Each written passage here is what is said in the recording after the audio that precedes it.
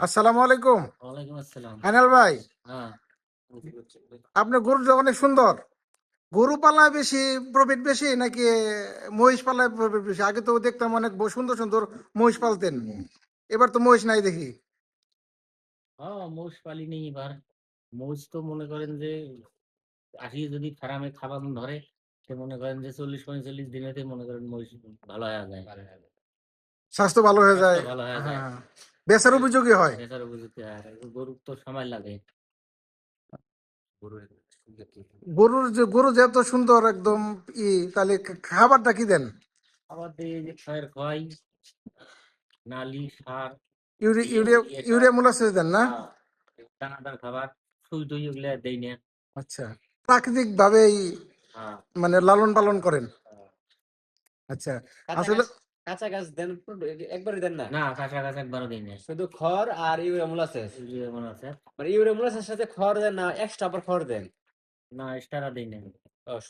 শুধু দানাদার আর urea molasses, এই দুইটা দিয়ে ওনাদের গরুগুলো পালে।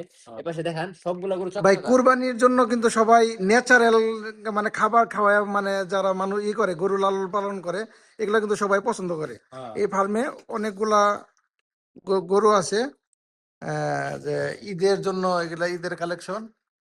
এর আগে আসছিলাম তখন দেখছি এর আগের বছর মহিষও পালছে, এবার মহিষ নাই, এবার শুধু ষাঁড় গরুই মোটা তাজাকরণ হচ্ছে একদম ন্যাচারাল ভাবে। বেশি লাগে তো ভাই, হ্যাঁ, মহিষে হচ্ছে কি বেশি লাগে এখানে। ওই যে উনি অন্য জায়গায় টাকা ইনভেস্ট করছে, তো এই জন্য মহিষ কিনে নাই।